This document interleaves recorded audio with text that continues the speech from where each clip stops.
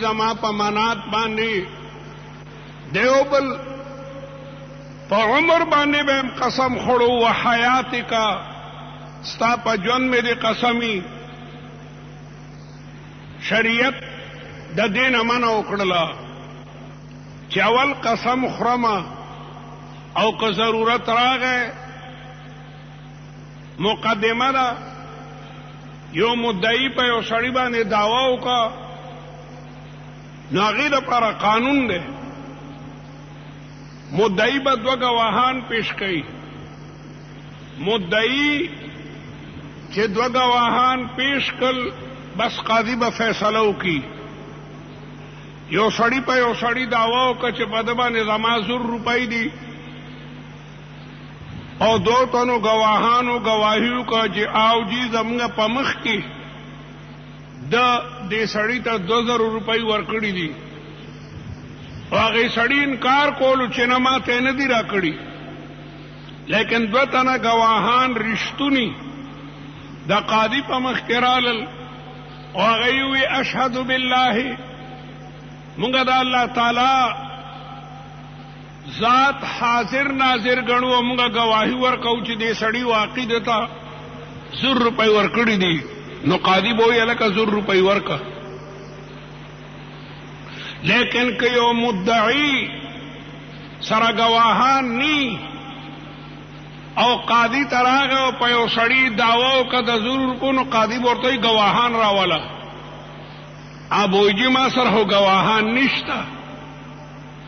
نو بیا به قاضي مدعا علیه ته وایي هغې بل سړي ته چې قسم وخوره نو چې هغه قسم وخوري چې قسم په خدای په ما باندې پیسې نشته خبره خلاصه شوه یعنی اول مدعی ته پکار دا چې هغه دوه تنه گواهان پیش کړي نو قاضي ته گواهانو د گواهۍ نه پس په فیصله وکړي چې هلکه 100 روپۍ ورکه لیکن که یو مدعی په یو سړي باندې دعوه کوي او گواهان یې نشته نو بیا به مدعا علیه قسم خوري نو قسم خوړل نه دي پکار که ضرورت راغی نو د الله تعالی په ذات باندې به قسم خوري بیا لیکن خود رب العالمین جل جلاله په قرآن مجید کې کله په تین او په زیتون باندې قسم خوري والتین والزیتون وطور سینین وهذا البلد الامین هغه د رب العالمین په دې څلورو څیزونو باندې قسم وخوړو کله نه کله الله تعالی د قیامت پر ورځ باندې قسم خوري لا اقسم بیوم القیامة ولا اقسم بالنفس اللوامه زما د قسمی د قیامت پر ورځ او په نفس لوامه مې د قسمی کله الله تعالی په خانه کعبه باندې قسم خوري او دلته الله تعالی په زمانه باندې قسم خوري مفسرین لیکي چې الله تعالی په کوم څیز چې قسم خوري د دې مطلب دی چې الله تعالی هغه شی د گواهی په شکل کې پیش کړي چې زمانه گواه ده په دې خبره باندې چې انسان په خساره کې دی مونږه زمانه کې ګورو چې تمام مخلوقات ته الله تعالی د حکم تابع دي د نور دراختو د پاره چې الله تعالی کوم وخت مقرر کړی دی یو سکندم چر نور د هغې نه رستو نه دی راخته د نور د پریوتو د پاره چې الله تعالی کوم وخت مقرر کړی دی یو سکندم نور د هغې نه رستو نه دی پریوتی د سپوږمۍ د راختو د پاره چې کوم وختونه دي یا د پریوتو د پاره یا د ستورو د نظام د پاره چې کوم ټایم ټیبل نظام الاوقات الله تعالی مقرر کړی دی بالکل د هغې مطابق چلیږي وله اسلم من فی السماوات والارض د الله تعالی د حکم تابع دي تمام کائنات چې په آسمانونو کې دي او که په ځمکو کې دي ټول د رب العالمین د حکم مطابق لګیا دی چلیږي. تاسو چرته اخباراتو کې وکتل چې نور نن 5 منټه لیټ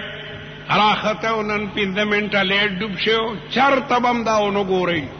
للشمس ينبغي لها ان تدرك القمر ولا الليل سابق النهار وكل في فلك يسبحون.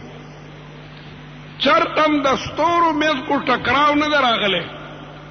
دلته په کلاو سړک باندې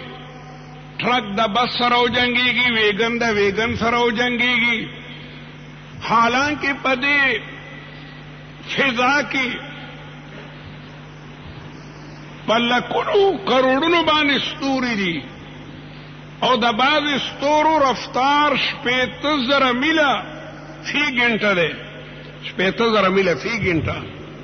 ساجیا سټیډیر تورزنم ده.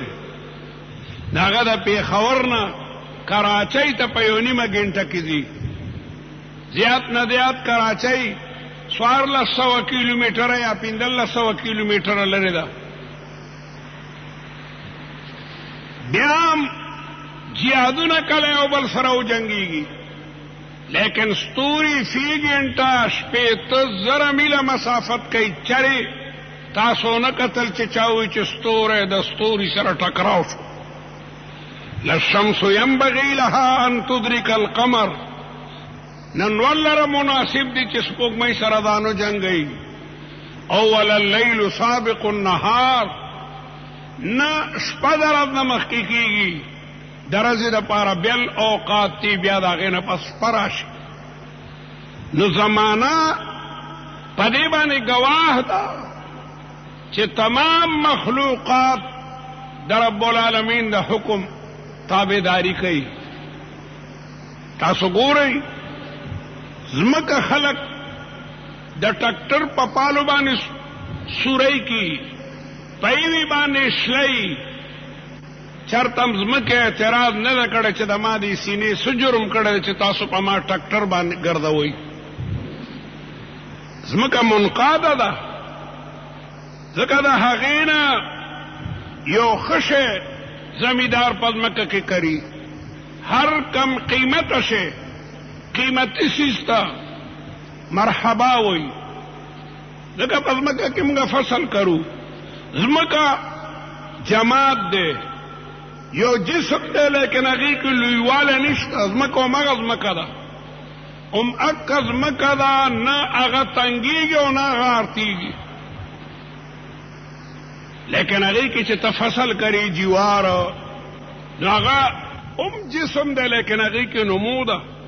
هغه فصل باقاعده لویږي، هغې کې یو طاقت ده. نو زمکه د فصل لکرولو دپاره منقاد او تابع ده.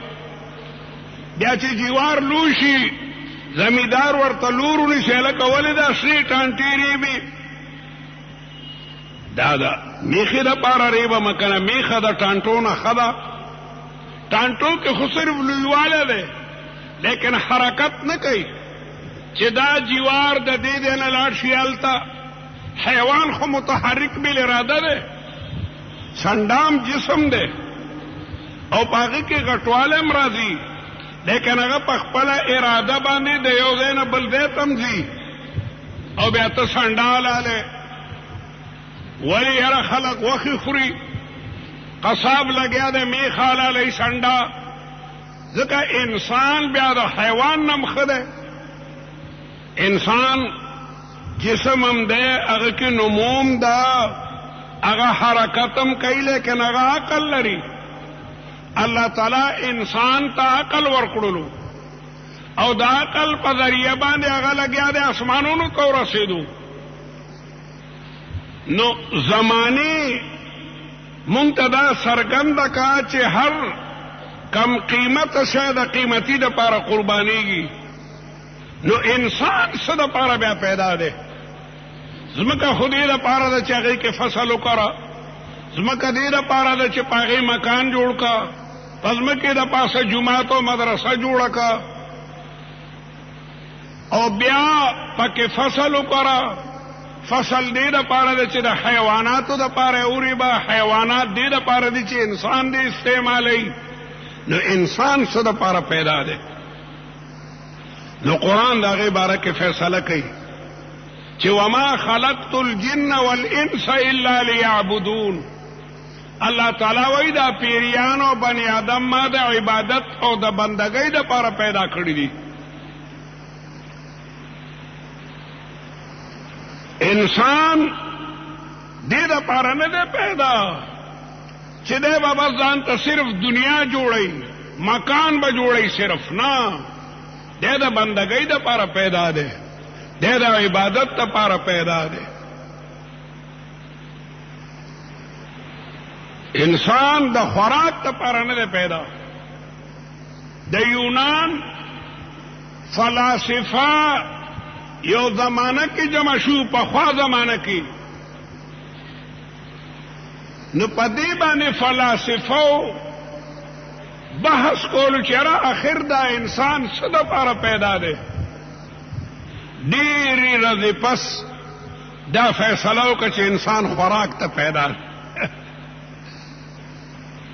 مخکې ورځو کې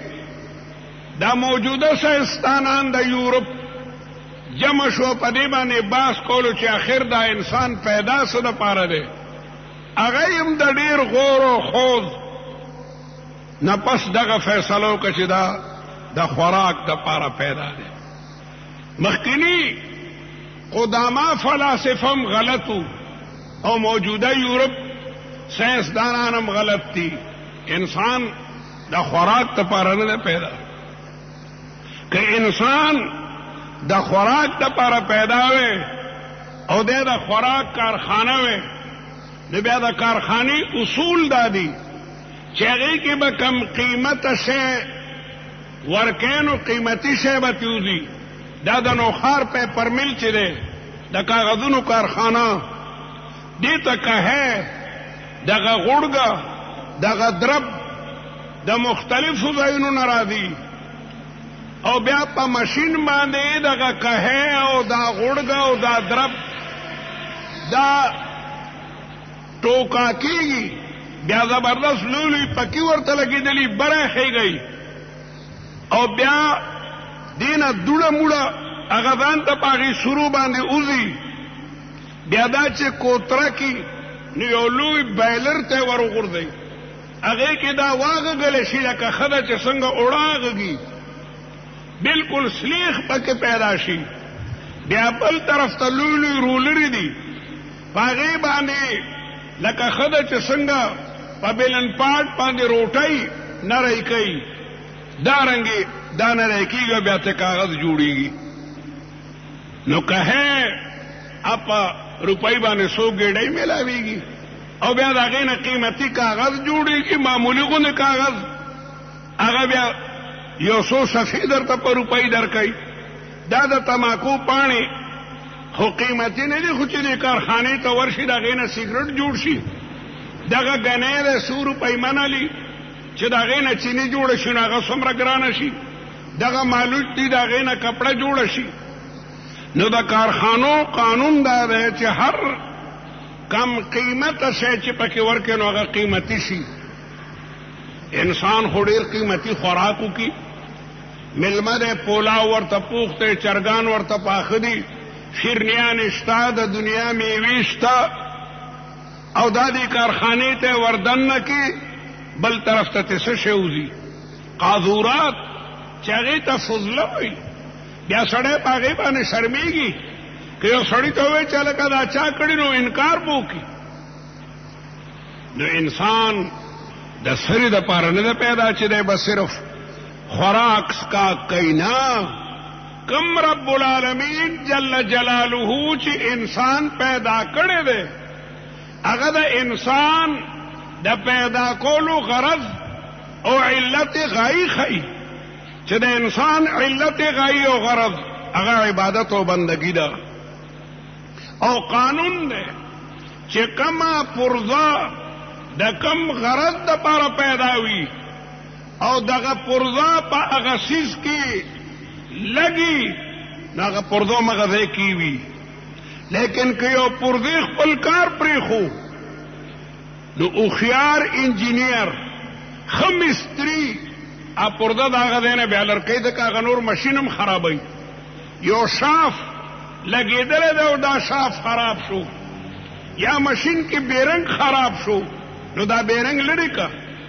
د دې په ځای باندې بل روغ بیرنګ لګو کني دا خراب بیرنګ به درته تمام پکې ا تمام مشری درته خراب کی دا قانون دی په ماشین کې کيو پردم خرابای ابا دا غدین لرکه نو که انسان په خپل دایره کې لګیا دی چې د کوم سیز د پاره پیدا دی پاغه کې چلیږي او د الله تعالی بندگی کوي نو دا روغه پرده ده دا عالم د پاره مفیده ده او کنا د چې د کوم غرض د پاره پیدا دی عبادت دی عبادت نه کوي بلکې نافرمانی کوي کفر او شرک کوي دل کول پکاري دا پرده بیکاره پرده ده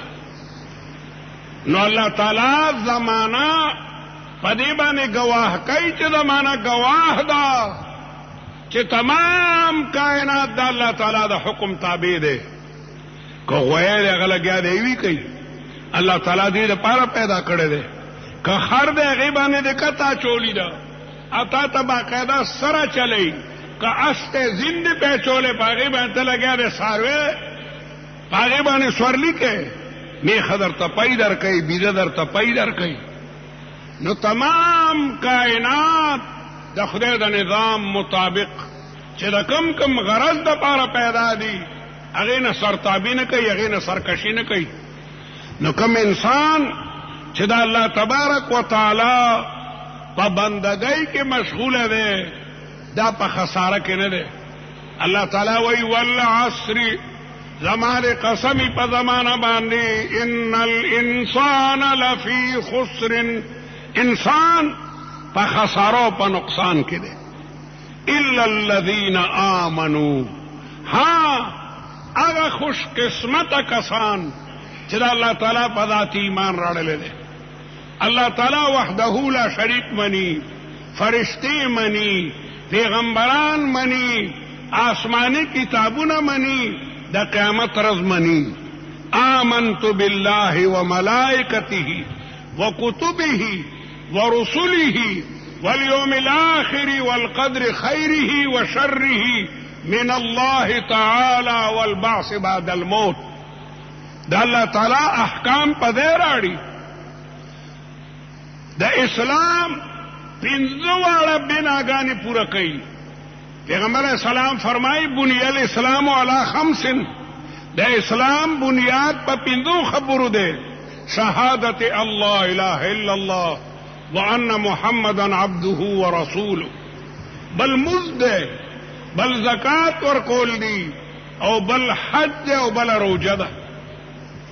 په غریب باندې زکات او حج نشتا غریب ته دوه خبرې پاتې شوې په کلمه خصو خرج کیږي نه کلمه امیر او غریب دواړو د پاره مفتدا په جبه باندې د لا اله الا الله محمد رسول الله کلمه وایو جبه دم پاک شوا او په زړه د دې یقین وکا اقرار باللسان وتصديق بالقلب زړه دم پاک شو په کلمه باندې پیسې نه لګي کله کله کلمه ویل پکاري علما لیکي که یو سړی زمیدار دی په پټي کې ګوټ کوي رمبه پلاس کې دی نو هو لا اله الا الله محمد رسول الله ایوی کې هو لا اله الا الله محمد رسول الله په دکان کې دکاندار سودا خرڅي تل دې پلاس کې دا هو لا اله الا الله محمد دل دست بکار او دل بیار فارسی کې وای دست بکار پلاس کار کو کنه او دل بیار د لا اله الا الله محمد رسول الله کلمه وای سپت لګي چې 2 منټه پس تمری دکاندار په دکان کې ناشتي او د قسم مرشي ملازم په کرسی باندې ناسته ملازمت ته تللی دی او ناڅاپه را پرېوتو مړ شو. هلکه پلان کې خو خروغ موټو کور ته لاړو را پرېوتو نو د مرګ پته نه لګي. نو بزرگان دین علماء کرام فرمایي چې کله نه کله دا مبارکه کلمه په دغه ژبه باندې ووایه په دې څه لګي نه او نه درنه څوک پیسې علي چې هلکه کلمه دې ویله 5 روپۍ فیس راکا نو په کلمه څه نه لګي. ذکر گو ذکر تا تورا جانس دا الله تعالی ذکر کوه چې څو پتا کې روح موجود دی. تاسې کله کلمه وویله او دا غینه پس مړ شوي جنت ته به داخلېږي. رسول الله مبارک فرمایي چې د چا آخرنۍ کلمه په ژبه د لا اله الا الله محمد رسول الله او دا غینه پس دغه سړي ته مرګ راشي دخل الجنه دی به جنت ته داخلېږي. نو په کلمه د سړي څه نه لګي پاتې شو مز په هغې هم څه نه لګي. په اودستانه د اعظمګړ په جومات کې فیس نشي اخیستی چې رکه اودس دې وکړو 2 روپۍ ورکا. جومات ته رالې په دې فیس نشي اخیستی چې هلکه مونځ کوې نو روپۍ به ورکې بلکې خلک به درته خوشحالېږي چې په خیر رالې په خیر الحمدلله. مسلمان په دې خوشحاله شي چې شکر دې دا سړی جومات ته راغی. یو مسلمان چې یو جومات ته ور داخل شو او دو قتل چې د محلې ټول کسان راغلي دي او دی خوشحاله شو د دې ورته الله تعالی اجر ورکوي. مومن چې جومات ته راشي او جومات ډک وګوري او دی خوشحاله شي چې الحمدلله شکر دی د اعظمګړ خلک ښه دی مونځ ته راځي په دې خوشحالۍ الله تعالی دې ته اجر ورکوي. ځکه د بندګان د خدای په جومات کې که تو په هغې باندې خوشحاله شو څوک خو په دې خوشحالېږي چې هلکه فلم ډېر ښه لګېدلی دی او ډېر ګرم دی او بلا خلک ورته راغلی دا مجرم دی. هلکه وایي په دې فلم باندې خو ډېر رش دی معلومېږي څه ډېر ښه فلم لګېدلی په دې ګناهګار شو فلم کې بلا څه ښه وي. نو مونځ ته راتلو باندې تا نه څوک ټیکس نه اخلي اودس باندې تا نه څوک ټیکس نه اخلي او په دې 5 منځونو علماء باقاعده وخت حساب کړی دی نو 1 غنټه نه لګي. ته چې د سهار موضوع کې ته چې د ماسپښین مونځ ته راغلی ته چې مازدیګر او ماښام او ماسخوتن په دې 5 واړو منځونو سره د اودس نه 1 غنټه نه لګي. او رب العالمین جل جلاله ته 40 غنټې درکړي دي 20 غنټې په خپلو کارونو کې اخته که نه خوب پکې کو زمینداري پکې کو بازار ته پکې ځه خوراک پکې کوه لیکن تا نه رب العالمین جل جلاله د 5 منځونو مطالبه کوي. نو په مونځ باندې خرچه نه لګي او نه ټایم لګي او په روژه باندې څه نه لګي. په کال کې یو میاشت الله تعالی په بندګانو باندې د روژې عبادت لازم کړی دی. په روژه باندې څه نه لګي بلکې د روژې د وجې نه د مؤمن په روزۍ کې الله تبارک و تعالی برکت پیدا کوي. نو په غریب باندې خو حج نشته او په غریب باندې زکات هم نشته. بیا هم یو غریب موزم نه کوي روجم نه نیسي نو دی بیا د دروغ وایي چې زه د رسول الله مبارک په دین یم زه د رسول الله مبارک امتی ما دروغ وایي د مسلمان او د کافر په منځ کې فرق موز دی. خلک موزړو څه ګڼي نه لار دوی ته دا وایي نه چې بچی ولې جومات ته نه ځي. صحیح حدیث دی که یو سړی قصدن موز پرېږدي فقط کفر دی کافر شو. درې واړه امامان وایي سوچه کافر شو ده. امام مالک امام شافعی او امام احمد وایي ذکر رسول الله وایي فقط کفر. امام ابو حنیفه رحمت الله علیه وایي چې دا د فقط کفر حکم دا تقلیدن دی یعنی کفر ته نږدې کېږي په دې باندې سړی. څومره اهم عبادت ته څومره خلک ته چې هغه لګیا دی اوس هم په دوکانونو کې ناست دی څومره خلک دی چې په کورونو کې د قصې اوده دي په پټو کې دی یو فرض مستنره دی نو دی بس حالي نو په غریب باندې صرف هغه موز او روجه ده نو انسان الله تعالی د عبادت او د بندګۍ د پاره پیدا کړی دی او چې د بندګۍ نه کوي نو د په خساره کې دی الا الذين امنوا هغه کسان چې هغه د الله تعالی په ذات باندې ایمان راړي وعملوا الصالحات صرف ایمان نه دی د هغې سره به نیک عملم کې د ایمان تقاضاګانې دي د لا اله الا الله محمد رسول الله کلمه چې دی وویله د دې معنا دا چې د الله تعالی احکام به مني الله تبارک وتعالی پتا باندې اعمال صالحه لازم کړی دي اعمال صالحه دغه مزد ده دا د جمعې مزد ده دا د سحر مزد ده دا د ماسپخین او د مازیګر او ماښام او ماسخوتن مزد ده دا اعمال صالحه دي دا روجه ده دا حج ده دا زکات ده او دا مور او پلار سره احسان ده دا عمل صالح ده مور او پلار سره به احسان کې ته ظلمي نو مور او پلار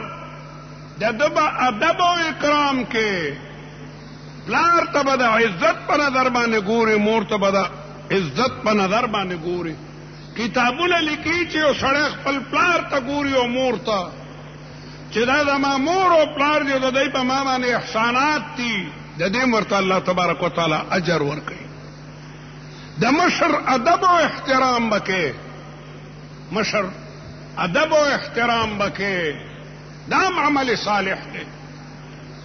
نن سبا زمانه دا سراله چې د مشر ادب او احترام اړوشتنه پیغمبر علیہ السلام فرمایي من لم يوقر كبيرنا فليس منا څوک چې زمونږ د مشر یعنی د یو مسلمان مشر ادب او احترام نه کوي هغه د امتی نه دی او من لم يرحم صغيرنا فليس منا څوک چې یو ماشوم باندې رحم او شفقت نه کوي نو دام د هر چا ماشوم چې هغه سره به مینه او محبت کې هغه سره به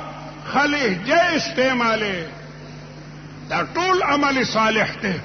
د ګاونډي خیال به ساتي دا عمل صالح دی تا پخکړه تیار کو نو خپل خدای ته وای چې ګاونډي ته سور کلو غوندي پخکړه د ګاونډي په ګاونډي باندې حقي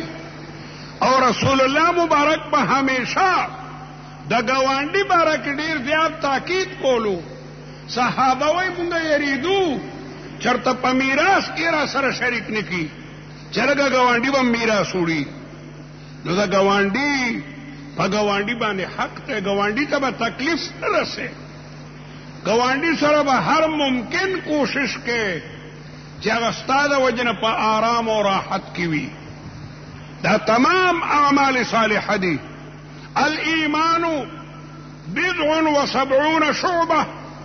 رسول الله فرمایي چې ایمان صد پاسه او یا خرانګي ده ادناها د ټولو نه معمولی خرانګه هغه اماتة الاذى عن الطريق د لارې نه د تکلیف شیلر کولی دا هغه ټولو کې کمه درجه ده د ایمان په لاره باندې تیریږي او هغه نه پرته ده نو غنه لرې که په لاره باندې تیریږي او کاڼی دی چرته ړوند چرته یو ماشوم په ټکر نو وای دا کاڼی لرې که دا د ایمان په نښو کې د ټولو نه هغه وړه او کمه نښه ده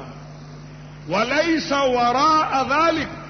حبة خردل من الایمان د دې نه وروسته بیا د ایمان څه درجه نشته دی نو دا تمام اعمال صالحه دي نو الله تعالی فرمایي الا الذين امنوا چا چې ایمان راوړلی دی وعملوا الصالحات او نیک کارونه کوي او بل څه کوي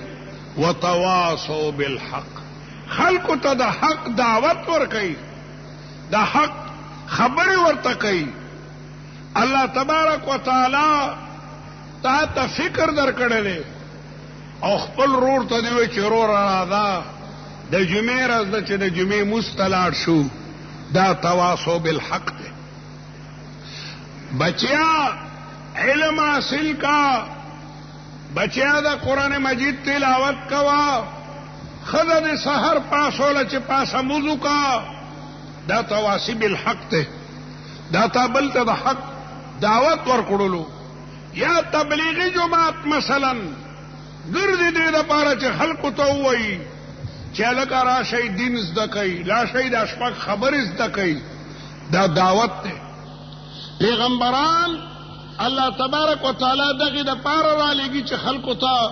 تواصی بالحق کی.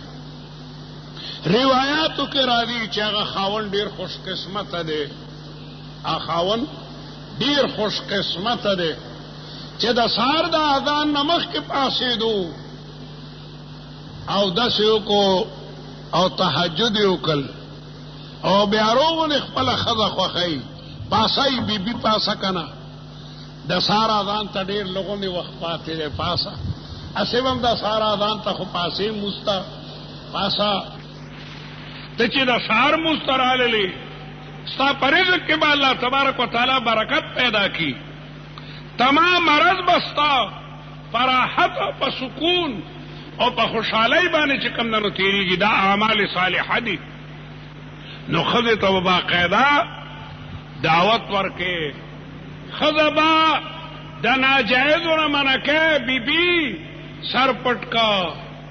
د خزه یو وختم چې ښکاری په هغې باندې لعنت وریږي. لور ته به وایي چې لورې سر دې بربند دی، ستر کوا په کوڅو کې داسې مه ګرځه، باقاعده حکم بکې. الله تعالی رسول الله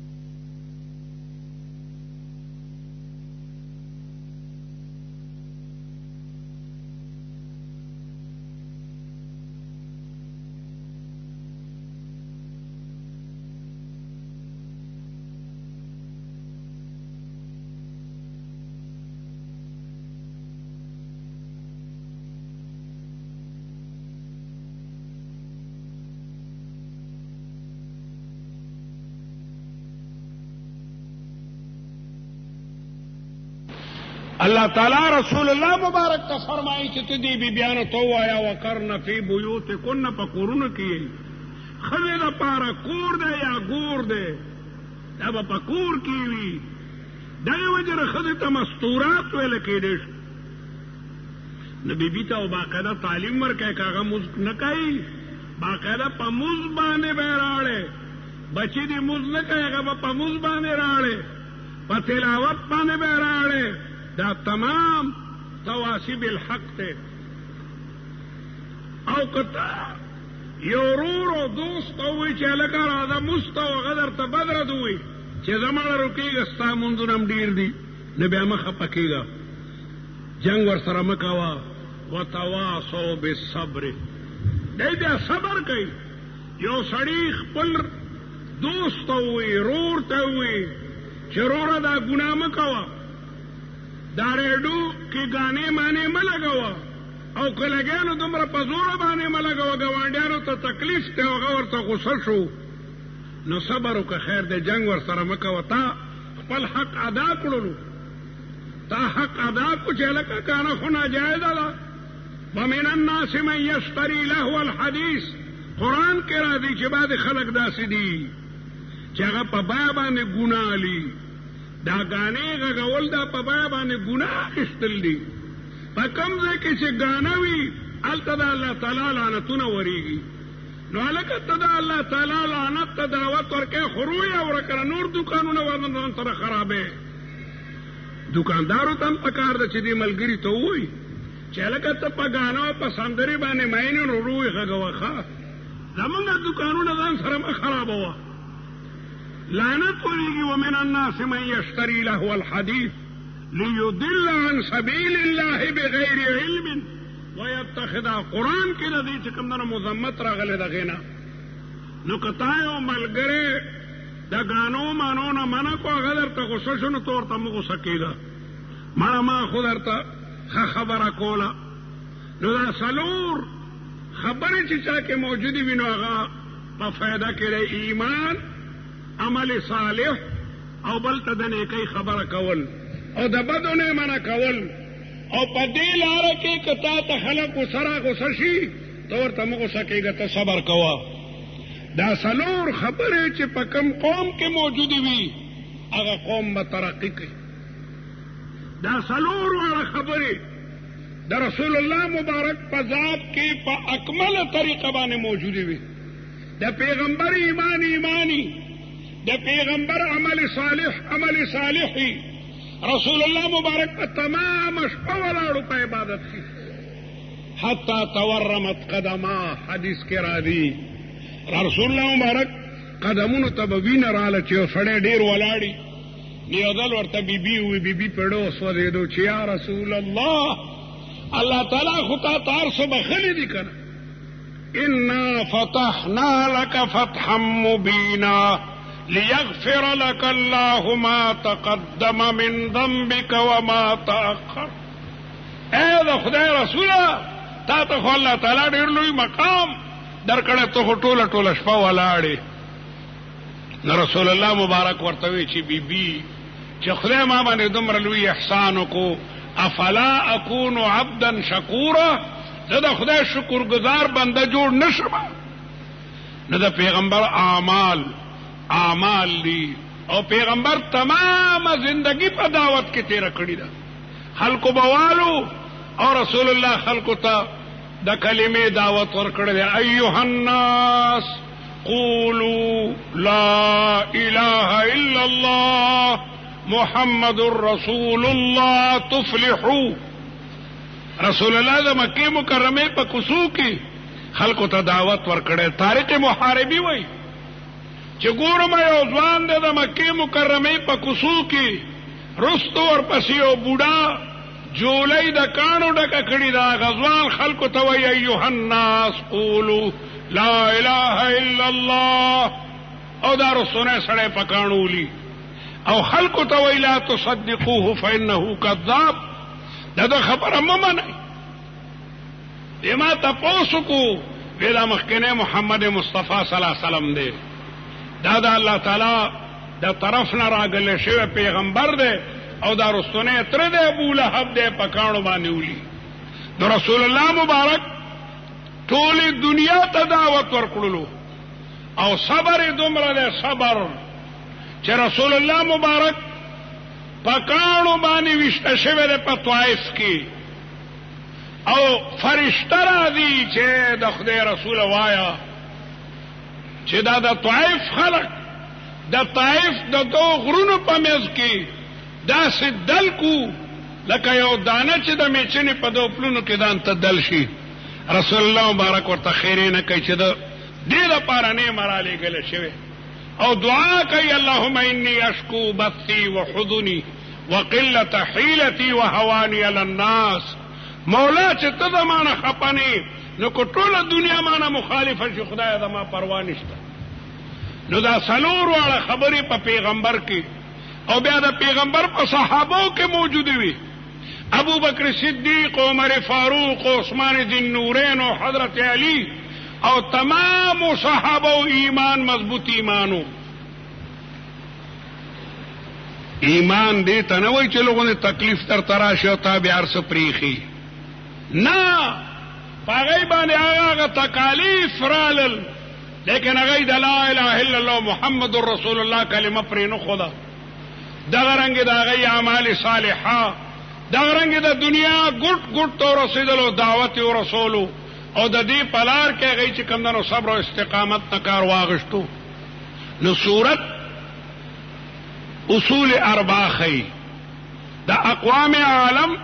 د کامیابی اصول اربعه ایمان، عمل صالح او دعوت الی الخلق. خلق ته بنی غلار خې او که خلق د دعوت په لاره کې ستا خبرې نه مني او بدرت درته وایي، د صبر او استقامت نه به چې کوم دنو کارلی. والعصر الله تعالی وایي د مارې قسمی په زمانہ ان الانسان لفی خسر، چې انسان په خساره کې دی، انسان په نقصان کې دی. د کوم غرض د پاره چې دی پیدا شوی دی د هغې نه بالکل لرې شوی دی. تاسو نن دنیا ته نه ګورئ، دنیا کم طرف ته روانه ده، کم طرف ته لګیا ده دنیا روانه ده. هر یو سړی دا کوشش کوي چې مړه مونځ دا چا راوستی، دا د قرآن مجید پیسې ګټه مړه پیسې، هر څه باشو خوک باشو یا سگے مردار باش، هر چه باشی باش عرفی اردکه. د دین نه یو سړی خبر نه چې دا ما دین څه دی، زه الله تعالی څه دپاره پیدا کړی ما، د الله تعالی احکام څه دي، مسلمان څه ته وایي، اسلام څه ته وایي.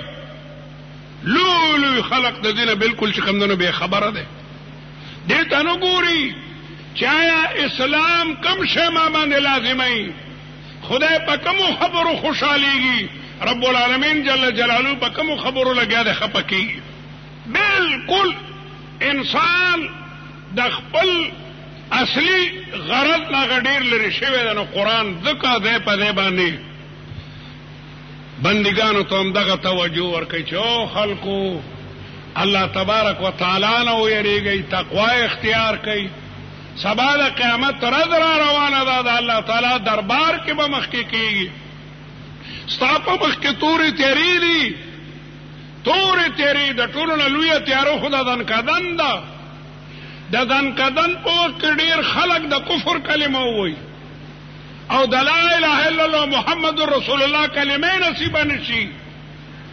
او بیا د هغې نه پس د قبر تورې تیرې دي.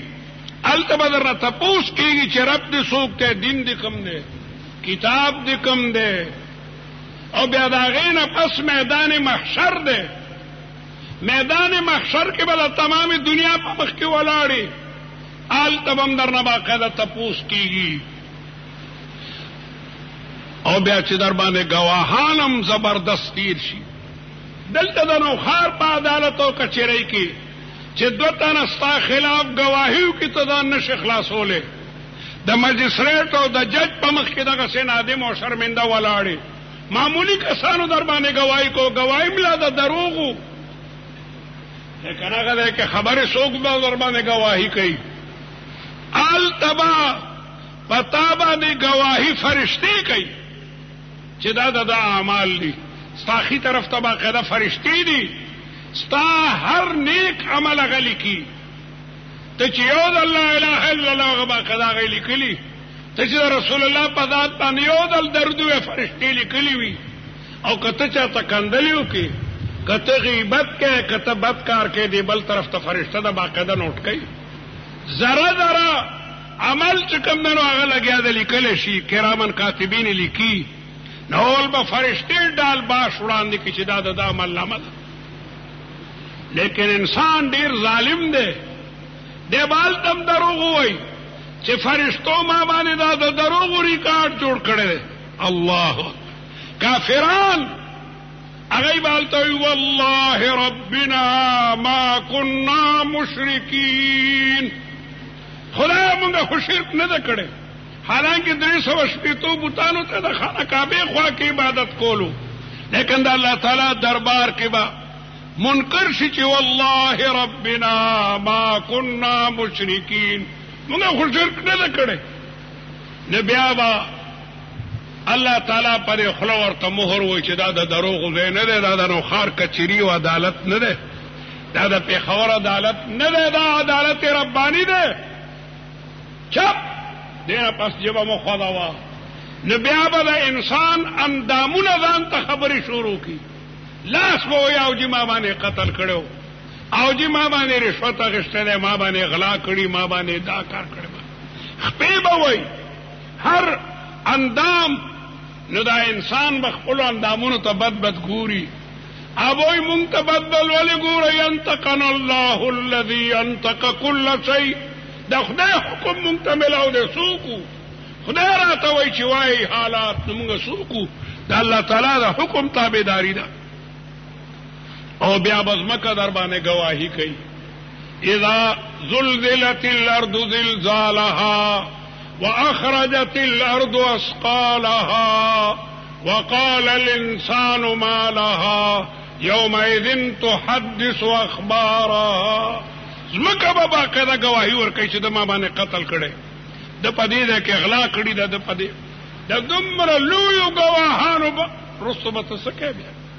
نو علا کل حال الله تعالی دې ستاسو زموږ د ټولو اعمال صالحه درست رونو انسان د بندګۍ د پاره پیدا دی د ایمان د پاره پیدا دی د اعمال صالحه د پاره او الله تعالی دین ډیر آسان کړی دی که 40 غنټې دا حکم به چې جمعات کې به بس کورونو ته باندې دی دکان باندې کوي بیا خو ډیر ګرانه نو تمام لیل و نهار کتابانه صرف 5 مونږه الله تعالی هغه لازم کولو په 5 مونږونو باندې 1 غنټه نه لګي او پکال کې یو میاش روزه در باندې فرض کړل نو الله تبارک وتعالى بندگانو باندې ډیر مین ده الدين يسر ولقد يسرنا القرآن للذكر قرآن مجید تلاوت او په قرآن عمل دا ډیر آسان ده فهل من مدکر استسو د دین نصیحت حاصلونکه الله تبارک وتعالى دې تمام امت محمدیه په حال باندې رحم وکي رب العالمین جل جلاله آقا دو جهان صلی الله علیه وسلم ته داسې صحابه ورکل داسې ملګری ورته ورکل چې دا غي نظیر په مخکینو امتونو کې نشته ده پیغمبر علیه الصلاۃ والسلام سره چې کوم ملګری شو هغه عظیم قرباني ورکړلې زمونږ د ټولو امت او د امت ته امامانو متفقه فیصله ده چې صحابه دا په مقدس مکه باندې پیغمبرانو نه پس لویه درجه لري د پیغمبرانو لویه درجه ده او بیا هغه پسې د صحابه درجه ده او بیا په صحابه کې مختلف مراتب دي خلفای راشدین په ټولو باندې اوچت دي او بیا اصحاب د بیعت چاته رسول الله په مبارک لاسو بیعت کړو بیا د بدر صحابه دي 314 دا غي لویه درجه ده بیا اصحاب بیعت الرضوان دي باقاعده د صحابه دا درجی دي خو په دې ټول متفق دي چې د خلفای راشدینو درجه په ټول باندې اوچته ده خلفای راشدین ابو بکر صدیق رضی الله تعالی عنه عمر فاروق رضی الله تعالی عنه عثمان ذی النورین رضی الله تعالی عنه علی المرتضی رضی الله تعالی ته خلفای راشدین وی بیا په خلفای راشدینو کې د ټولو نه لویه مرتبه دا د ابو بکر صدیق ته او بیا دویمه درجه د عمر فاروق ده او بیا دریمه درجه د عثمان ذی النورین ده او بیا څلورمه درجه د علی المرتضی ده په دې تمامه دنیا متفقه ده کمزور او نو حکم وکړي چې مرو ابا بکر ابو بکر ته وایي چې هغه په مصلی ودرېږي او د جمع د مز ورکړي حضرت عائشہ رضی الله تعالی عنها د رسول الله مبارکه بیبی ده او زمونږ د مسلمانانو مور ده هغه پیغمبر علیه السلام ته وایي چې زما د پلار اړه ډېر نرم دی ابو بکر ډېر رقیق القلب اسنه هغه په مصلی ودرېږي نو جاړي به ځکه مصلی باندې خو رسول الله مبارک ودرېدو او نن ابو بکر ودرېږي نو جاړي به کېدی شي د جړا د وجه نه هغه مونځ پوره نه کړی شي. نو حضرت عمر لږ مضبوط دی که حضرت عمر ته مو ووایي چې هغه په مصلی باندې ودرېږي نو رسول الله بیا حکم وکړو چې مرو ابا بکر فلیصلي بالناس، ابو بکر ته ووایئ چې هغه مونځ وکړي. بیبي حفصې ته ووایي، دا هم د رسول الله بیبي ده او دا د حضرت عمر لور ده. بیبي حفصې ته ووایي چې ما خو یو ځل رسول الله ته ووایي تم ورته ووایه چې د ابوبکر اړه ډېر نری دی، اسه نه په مصلی به ودرېږي او مونځ به پوره نه کړی شي. نو بیبي حفصې رسول الله مبارک ته ووایي چې ای د خدای رسوله ابوبکر خو ډېر نرم دله دی، هغه به په مصلی ودرېږي لیکن ممکنه ده مونځ کې په جړا شي او مونځ به ترې مات شي. حضرت عمر قوي دی، هغه ته ووایه. نو رسول الله غصه شو چې زه درته وایم مرو ابا بکر فلیصلي بالناس، زه وایم چې ابوبکر ته ووایئ چې هغه مونځ وکړي، تاسو بیا ما ته بیا دا وایئ. او ویوی انتن صواحب یوسف علیه السلام هم د ښځو د لاسه نه مختلفو مصیبتونو کې ګرفتار شوی و. کله زلیخا چې کومدنو دروازې بندوي او ناجایزه مطالبه کوي او کله څه کوي، کله جیل ته ځي. مرو ابا بکر فلیصلي بالناس، ابو بکر ته وایئ چې هغه لګیا دی مونځ وکړي. د دې نه تمام صحابه دا ثابتوي چې پیغمبر علیه السلام د دې نه دا خبره ثابتوله چې زما نه پس په مصلی باندې ابوبکر صدیق ولاړي. دغه رنګ یو ځل یوه ښځه راله، د رسول الله مبارک نه د مسلو تپوس کولو او بیا چې تلانه ای د خدای رسوله بیا به زه د مسلو تپوس چا نه کومه، وی زمانه وی که ته نه یې بیا د ابوبکر نه د مسلو تپوس کوئ. یعنی اشاره وه چې زمانه پس به خلیفه ابوبکر صدیقی. یو ځل د بیبي په سر کې درد و، د بیبي عایشې رضی الله تعالی عنها ډېر سخت تکلیف و. نو کله نا کله سړی چې په ډېر تکلیف کې وي نو هغه دا ویلی شي چې وایي سر مې مات شو، وایي ډېر تکلیف ته بیبي وایي واره اساه هی سره فریاد یې کولو چې په سر مې ډېر درد دی. پیغمبر علیه السلام وایي چې دا کلمه خو ما ته ویل پکار واره اساه، تو خو خوش قسمت ہے که زما په ژوند کې ته وفات شوې نو خو زه به در باندې د جنازې مونځ وکړم او زه به ستا د بخښنې دپاره دعا وکړم او رسول الله مبارک چې په چا د جنازې مونځ وکړي او رسول الله مبارک چې د چا دپاره بخښنه وغواړي. اوږد روایت دی. پیغمبر علیه السلام وایي ډېر مې غواړي چې ستا پلار او ستا ورور راوغواړم او مسله ورته څرګنده کړم چې زما نه پس به ابوبکر خلیفه وي، لیکن دا خبره زه پرېږدم الله ته او مسلمانانو ته. زما دا یقین ده چې زما نه پس به خلک ابوبکر منتخب کوي. دا تمامې خبرې دې ته اشاره وه چې ما پسې به خلیفه چې وي نو هغه به ابوبکر صدیقي. چنانچې پیغمبر علیه الصلاة والسلام د دې جهان نه تشریف یوړلو، دار آخرت ته منتقل شو. صحابو کې خبره معلومه شو چې پیغمبر علیه السلام خو وفات شوی دی. نو دا بالکل د قیامت ورځ وه. غټو صحابو خبرې نشوې کولی. حضرت عثمان څومره لوی صحابي دی، حضرت علی څومره لوی قوي او بهادر دی، د هغې ژبو خبرې نشوې کولی. بعضې وخت کې د غم د وجې نه د سړي په ژبه بیا خبرې نه راځي. او حضرت عمر خو توره راواغسته چې خبردار څوک دا خبره ونه کي چې پیغمبر علیه السلام وفات دی، کنې زه به په دې توره دا سر وم. چا غږ نشو کولی. تمام صحابه خاموشه دي. ابوبکر صدیق د رسول الله مبارک په اجازت باندې بارانۍ ځمکې ته تللی و. د مدینې منورې نه بهر ځمکې دي.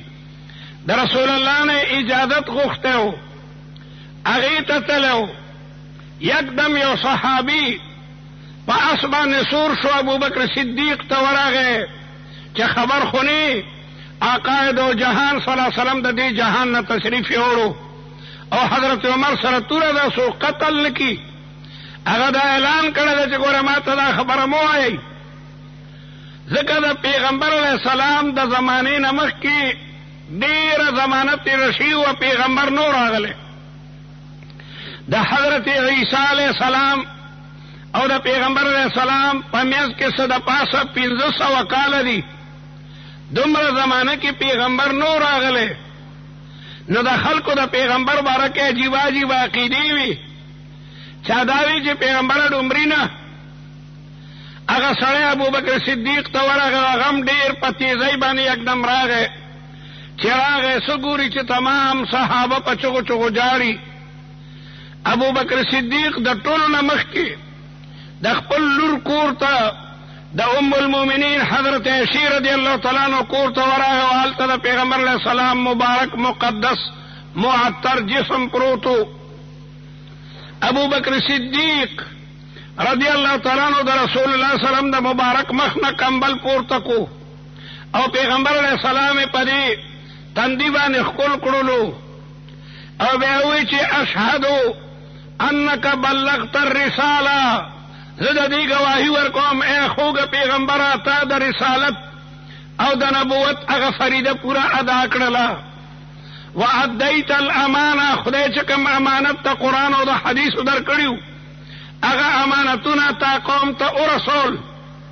ونصحت الامه، او امت ته د نصیحتونه وکړل. او وجاهدت فی الله حق جهاده، د خدای په لاره کې دې پوره پوره جهادونه وکړل. حتی اتاک الیقین، تر دې چې تا ته یقین راغی. یقین نه مراد مرګ دی. او بیا رسول الله مبارک په مخ مبارک باندې هغه کمبل برابر کو، بهر ته ووتو او حضرت عمر سره توره ده. ابوبکر حضرت عمر ته ونه کتل، سیده لاړو او د رسول الله په منبر باندې کېناستو. تمام صحابه ورته متوجه شول او خطبه وویله نحمده ونستعینه. او بیا وایي چې الا او خلکو خبردار، من کان یعبد الله فإن الله حی لا يموت. او سو کوئی نه سر کې دا وایي چې الا من کان یعبد محمدا فإن محمدا قد مات. چا چې د رسول الله عبادت کولو واقع هغه وفات شو. او قرآن وایي چې وما كان محمد ابا احد من رجال وما محمد الا رسول قد خلت من قبله الرسل افإن مات او قتل انقلبتم على اعقابكم. پیغمبر علیہ السلام خو لوی عظیم الشان برگزیده پیغمبر دی او د دې پیغمبر نه مخکې ډېر پیغمبران وفات شوي دي. که دغه عظیم الشان پیغمبر حضرت محمد مصطفی صلی الله علیه وسلم که په خپل مرګ باندې مړ شي یا په جهاد کې شهید شي، انقلبتم علی اعقابکم، تاسو به دین پرېږدئ، تاسو به دین پرېږدئ. حضرت ابوبکر چې دا آیت وویل نو د تمامو صحابو هغه ذهنونه یکدم درست شو. اوهو هلکه دا آیت موجود و موږ نه بلکل یېرو. د غم د وجې نه کله نا کله د سړي د فکر نه آیت یا د سړي د فکر نه یو حدیث وځي. حضرت عمر وایي قسم دی ما ته دغه وخت کې پته ولګېده چې ښه پیغمبر هم د دې جهان نه تشریف وړي، تورې روغونه کېښوده. ابوبکر صدیق په خطبې سره ټول خلق چې کوم دنه مطمئن شو. الا من کان یعبد محمدا فإن محمدا قد مات ومن کان یعبد الله فإن الله حی لا يموت. رب العالمین جل جلاله ازلی او ابدی دی هغه باندې فنا نه راځي. نو صحابه پوه شو چې واقعي پیغمبر علیه الصلاۃ والسلام د دې جهان نه تشریف یوړلو. بیا د رسول الله مبارک د وفات نه پس د خلافت مسله وه. حضرت عمر ته چا وایي چې تاسو دلته یئ؟ د مدینې منورې خلک انصار هغه خو په سقیفه د ابو ساعده کې سقیفه بني ساعده کې لګیا دي، جمع شوي دي. د رسول الله مبارک د جومات نه بهر اوس هم هغه ونې شته. دا د مدینې منورې د جرګو ځای او دلته به هغوی جرګې او مشورې او جلسې کولې چې انصار هلته جمع دي، ځان ته خپل مشر منتخب کوي. ابو بکر صدیق او حضرت عمر یکدم هلته ورغلل. چا ورته وی هلته مه ځئ، کېدای شي هغې خپل مشر مقرر کړی او دا ډېره ګرانه خبره وه. ځکه رسول الله فرمایلي و چې الائمة من قریش، الائمة من قریش، خلفاء دا به د قریشیانو نه وي. انصار عرب دي لیکن قریش خو نه دي. انصار خو د قبیلې اوس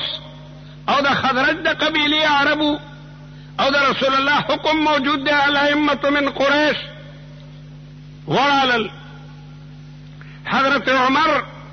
رضی الله تعالی عنہ فرمایي چې ما په لاره یو زبردست تقریر په ذهن کې راوستو چې زه به هلته ورشم نو دا تقریر به کومه. ورالل انصار دی ته پاڅېدل، دی په سلام واچولو، وعلیکم السلام، څنګه جمع شوي یئ؟ یره رسول الله مبارک د دې جهان نه تشریف یوړو، مونږه مشر منتخب کوو. نو حضرت عمر تقریر شروع کولو. ابو بکر ورته عمر ته لږ صبر وکړه. ابو بکر صدیق تقریر شروع کو او د انصارو بلا تعریف یې وکړو چې انصار داسې دي داسې دي داسې دي.